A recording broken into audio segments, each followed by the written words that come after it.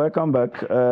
It's newspaper review on Daybreak, and this morning we will begin with the Daily Trust. The Daily Trust is looking very colorful on the front page this morning, but with a single headliner: oil sector, I will reveal the truth when time comes.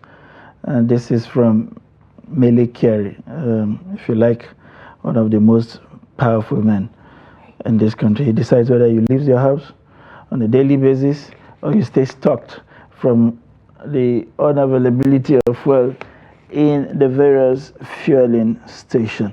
It has other riders there. Senate probes 1.5 billion spent on Port Harcourt refinery, $1.5 billion by the way.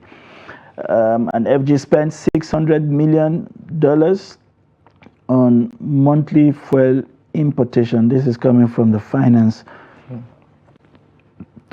minister. You'll find the details of this story and more if you buy today's copy of Daily Trust and open to page 4. You know, one of those things where, during the Christian wedding, I know they don't do it now, when before the pastor, hands over the right, you unveil. Whoever has any reason why they should not be joined, right? Say it now or forever hold your peace. He should say it now or just forever hold his peace. Well, because we can't deal with this suspense, with everything that's happening with the Dangote refinery, with the fuel crisis and everything. So clearly all we know is just the tip of the iceberg. Yeah. He barely said anything. He just wants to tease us. Maybe his employers know. Okay. Well, in this sense, they should say it now or forever hold their peace. Let's take a look at the Punch newspaper, the front page of the Punch newspaper for today. We start with the oil crisis. National Assembly to probe NNPC, Dangote refinery. CBN dumps 12-month forex policy with $876 million auction. Beg your pardon. Fuel queues may linger till next week, according to marketers. Okay, don't hold your breath there as far as solution is concerned. Reps deny, as regards to oil theft, speakers $1.7 million bribe for appointments. Hunger protest loses steam as DSS grills 7 foreigners. Police crackdown halts protests. US, UK demand dialogue. Northern governors relax curfew. Sanusi blames Kano looting on intelligence failure. Tension rises as soldier shoots boy in Kaduna. And Nigeria urges ECOWAS defense chiefs to curb coups. And there's a lot more on the pages of the Punch newspaper. One of those stories is EFCC quizzes Ogun officials over government funds. And of course, our gallant ladies of the D-Tigers at the Olympics have bowed out gracefully. They've lost to the number 1 team, as far as I'm concerned, in women basketball. That is the US women's basketball team. But it wasn't a big of a closeout game. I think they gave it their all. And let me tell you the truth. It's the only Olympics game that I watched, the women's basketball team. And I was impressed, especially when they took down Australia. You are better than I am. Yeah. I've not watched any, but it's the only story that I've read. Yeah. Maybe but hopefully, I'm really proud of them. Hopefully, something comes out from Amusa. Yeah. And then I felt my heart went down for Ophili, from just losing the podium with 0.04. And you saw videos of her crying profusely after the game and getting, other Nigerians, sympathizing and telling her, you're young, the future is ahead of you, you could do better, the future belongs to you. Yeah. And we have in the studio one oracle we have been able to dig out of the cave with everything within our might. Mr. Zango Yusuf, a member of the Daily Trust editorial. Last week he was a veteran. Yeah. Okay. I guess he turned down the offer of the veteran word. So yeah. I understand why. But you know how difficult it is to get these veterans wake up in the morning after doing that for several years. We have a very resourceful producer, by the way. So yeah. She has a way with him. She's our secret power weapon in this one. We deploy every time, and it seems to work every other day. Good morning. Thank you very much for reminding I them won't to say me. much because I'm just coming back from the city, so let's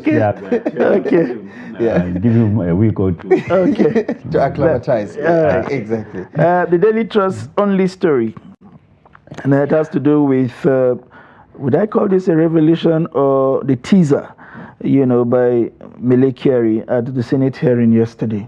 There had been so much forth and back between the NNPC, the regulatory agencies in the upstream and downstream sector, and the Africa's richest man, Aliko Dangote, over his refinery, the refusal to supply crude, the refusal He's former African richest man, isn't he? No, he still is. I mean, with the refinery, he would more than triple that again. I don't just see. saw a recent ranking that the South African he just man bounced back. He just bounced within a couple of hours. That was overdone. That position belongs to him anyway. It does feel like. But what do you make of the testimonies of Kyari? Well, for Nigerians, I think we have been going through all that. The story of oil sector is as almost old as Nigeria, since we discovered oil in 1958. And the issue of the PMS or the refined oil products has been forthcoming. And I think Nigerians may not even bother anymore. You remember the celebrated inquiry or probe by the then House of Reps, which probed the issue of subsidy then. It was only one person who got messed up, and it was not because he was involved in subsidy scam, but he was involved in bribery scam. That's Farouk Lawan. After that, everything went down and went quiet, and the situation or everything continued. And the testimony, as you said, why should he wait till when? Because his credibility... Is that even allowed? I mean, you're talking to the representatives of the people. Exactly. If the reason for the whole sitting is to get to the truth. So why are you waiting? And your integrity and the integrity of the nation is at stake.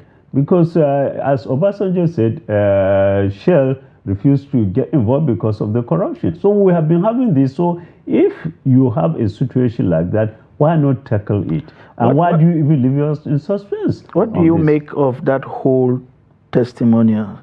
I mean, even with the attitude of the parliament, you recall that about 24 hours ago, we got hints that they would even dissolve committees that were investigating them because it appears the committees have been polarized. Do you think this is an effort to futility? Should we bother about the outcome? That's what I'm saying. We have been into this issue for long.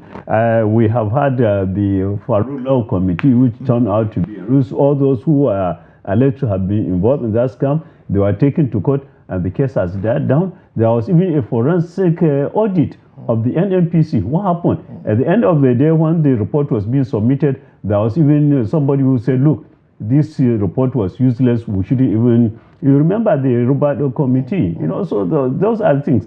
And in between, we have had so many... We have had situations whereby, I think during Abacha, or before, even after, we have had so many situations like that in terms of subsidy scam, in terms of even the equalization scam, everything. Even those guys at the equalization, many of them were taken by EFCC, and nothing has come. I think Nigerians are almost indifferent to what's... what about some of the riders there? The finance minister is saying we're spending $600 million to subsidize imports. We have had that story. But you see, me, I just get worked up when officials tell me that. I don't need that.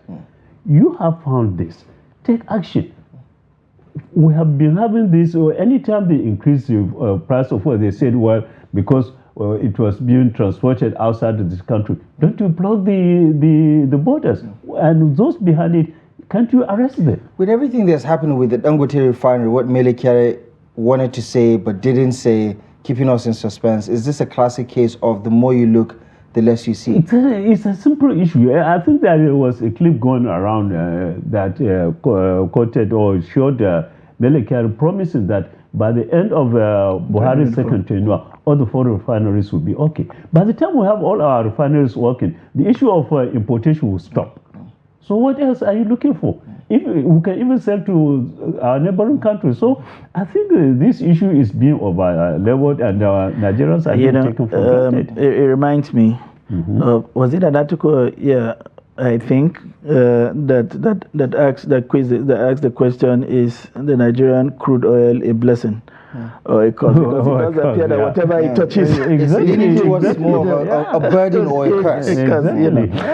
The Punch this morning is reporting the losing of steam around the protests, but more importantly, that the DSS is grilling 7 foreigners, especially with the emergence of the Russian flag in a number of streets across the country. What do you make of this? What's your assessment generally? Did it succeed in communicating anything to the president, in your estimation? Yeah, it has, because mostly after his Sunday broadcast, you found that many people came out to say, look, he didn't address the situation. But my worry about the whole issue is that the protest lacked leadership. So there is no way to say we are going to assess and see whether what we have done right, what we have done wrong, whether we have achieved what we set out to achieve. So it will be just after maybe Saturday, everything will die down as usual in Nigeria, and we'll go back to... But what do you think was the cause for this seemingly faceless leadership? Was it also in the manner in which the government also brutalized what it perceived as leadership of the NSAS protest? No, not really, because the NSAS is started and very well and until the infiltration by the hoodlums, and there was clear leadership then. But I think whoever is or was behind this current one failed in coming out to say, because it's your democratic right. You can do that. And I think if somebody feels government crackdown, he's not supposed to be a leader under this circumstance. So I also blame those who are behind this. They shouldn't be in the shadow. They should come out so that at least they should give guidance to Nigerians. And that's why we had hoodlums all over and attacking people unnecessarily. And what do you think about this whole international connection to the protest? Do you think it will amount to something? Well, I hope so, and we'll be very glad if the investigation comes out and is published to tell us really the extent of foreign involvement, because it's worrying to every Nigerian, given our circumstances, given our situation, and given what's happening around us, that's our neighboring countries. I think it would be good for the government to come out and say, look, this is what we discovered, and go to the whole hog to prosecute those behind it, because it's a very disturbing situation when you start having this kind of thing. I mean, and looking at our history, I mean, this first Civil War, there are so many international players that fueled that whole endeavor. Exactly. All right, that's the much time would allow us keep the Oracle in the studios this morning. It's a pleasure. Name is going to stick. Yes. If you say it one more time, it's going to stick. If he would not take the veteran journalist, he would take one. We need to be able to separate ourselves from this. I'll give you my body. I won't keep you waiting. Thank you very much. Thank you very much. I think Malam works just fine. Okay. I think that's better. Every journalist. I was thinking that Malam took a different interpretation after Malam El-Rufai popularized it, but that's a conversation for still Malam. All right, thank you always for finding time to be here and for sharing your insights, with our esteemed audience or viewers, as the case may be. Like I said, this is the much that time would permit us until we come again your way again tomorrow morning. I am Sunday Michael Ogu, and do have a great Thursday. Thank you for your time and company. We'll see you again tomorrow live at 8. Stay tuned for 360 Sports coming up at the top of the hour. Good morning.